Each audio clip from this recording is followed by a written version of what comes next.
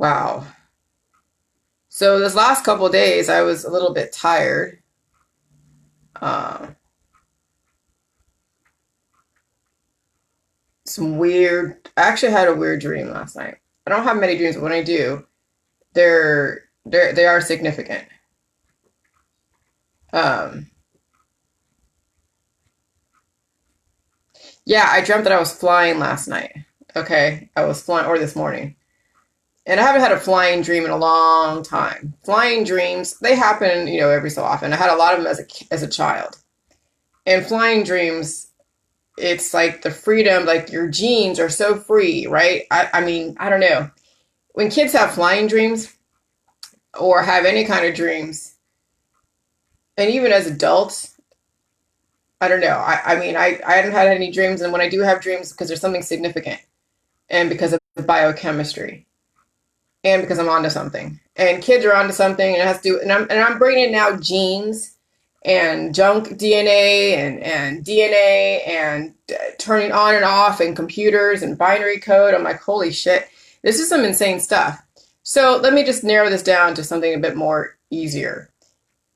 I figured out that potentially, yeah, we were only using, well, I figured out, but we were using 8.2% of our DNA. I mean, I've substantiated that.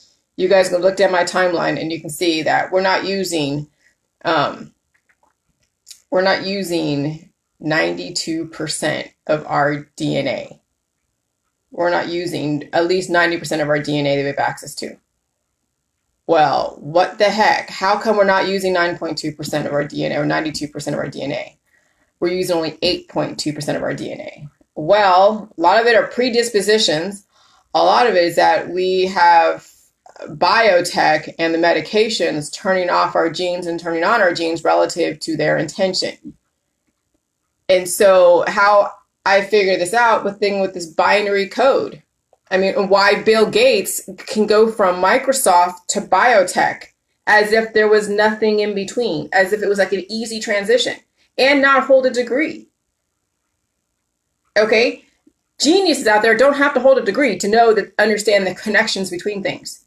The people who have been brainwashed by the system feel they have to have a degree in something because it makes them feel like, oh my God. But no, actual geniuses in our society do not hold degrees because they see the connection in everything. They don't have things compartmentalized. And so he understands the connection of binary code, turning genes on and turning genes off relative to the intention, and then how viruses program. Viruses program. Viruses aren't bad. They program, and then your body has to be able to support that programming. And so if you understand binary, now I don't understand binary code. Like I understand like the very rudimentary, the 5-second, YouTube video or a 2-minute soundbite or some article talking about, one equals, 1 and 0, one is on and 0 is off. Okay. And then I watched like a 3-minute video on YouTube about binary code making a picture where you use Excel, which I've used Excel and put in formulas in Excel to create like, add sum and all these different formulas based upon my intention and doing the macros. Okay. And so doing the macros, yeah, you add like, this cell from this page, page 2, and you put in all this string of formulas, and then you have your sheets, your spreadsheets of formulas and whatever that you're trying to say.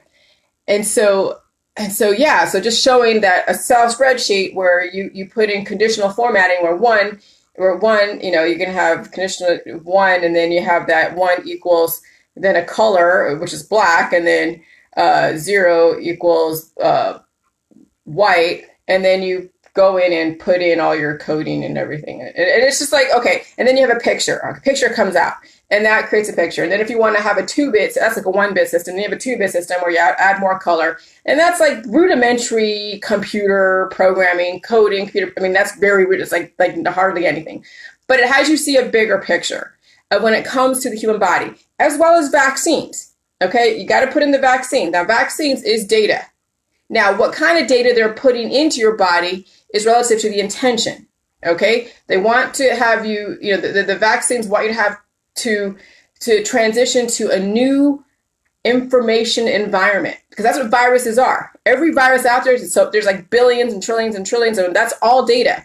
And my friend Becky Lynn on Facebook, she mentioned binary code and hieroglyphics yesterday, which then we made the connection that, yeah, okay, binary code. I'm thinking like, oh my God, vaccines and genetic modification stuff, and then medicines that are turning genes on and off and all that stuff.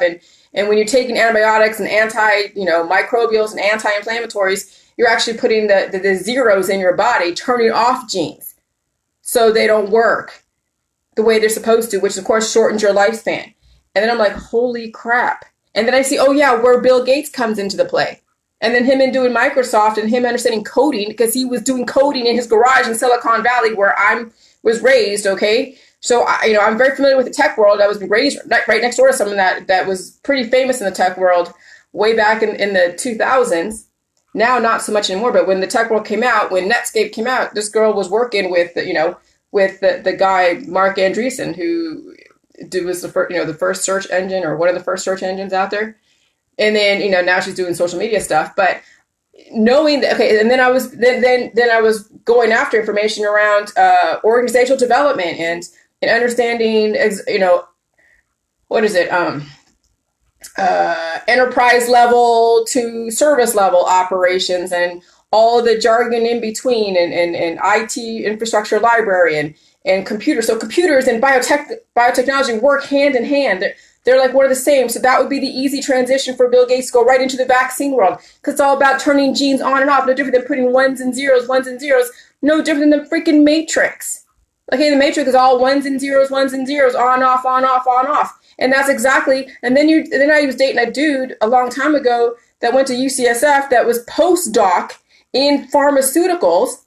And he was telling me all about his work, and I'm listening avidly because I'm like just a sponge for information. He's telling me that, yeah, they do computer models and they do if-then type equations, and then that's how they submit this stuff to like the biotech and saying, okay, if you do this and add this, then it'll be this and this and this, and that's how vaccines are made, is first through computer models. What genes get turned on, what genes get turned off, and then it creates in a picture or a potential outcome. And this is why they do so much testing in the vaccine world, because it goes through computer modeling first, then it gets experimented on animals and humans, and then we see what happens on the outside, and then we're like, oh wow, this computer model said that they're going to have now like half a head or something, and then they give them the vaccine, and then not say that's going to happen, but I'm just saying that just like for shits and giggles, for an example, that if you program a human to have like certain characteristics, you can actually put in specific computer modeling with proteins and things with proteins and all that stuff, and then have an actual vaccine or prescription drug or a supplement that will kind of have the same characteristics, and then the person takes it, and then they have that same outcome of what that computer model says. And that's what clicks. Now I understand how biotech and the computer industry go hand in hand, and why Bill Gates is why he does what he does. Not saying that he's purposely hurting you guys, okay? You just happen to have a very horrible predisposition, and you still have to adapt to this environment, okay? And if they're releasing viruses, whatever, who cares? It's just data.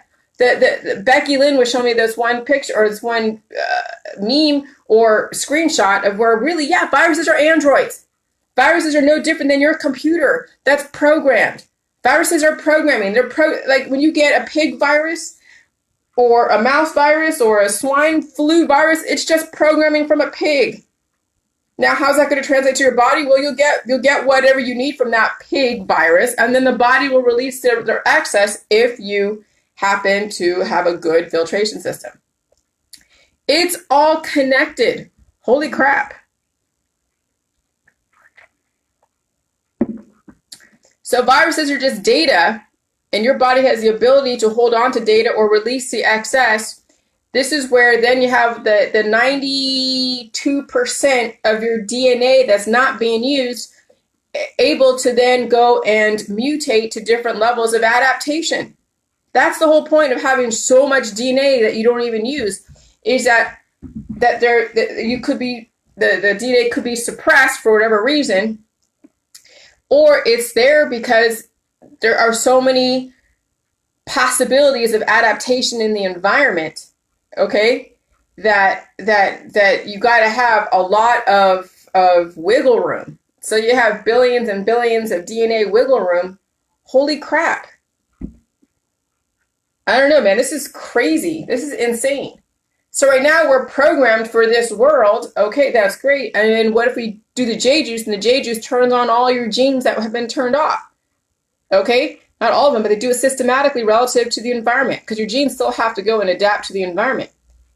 But when the environment changes, you'll be able to adapt with it. That's why you have so many genes, junk DNA, that are really not junk. All right, that's all I'm going to say right now. But just chew on that for a minute, and I'm going to chew on it too. All right, bye.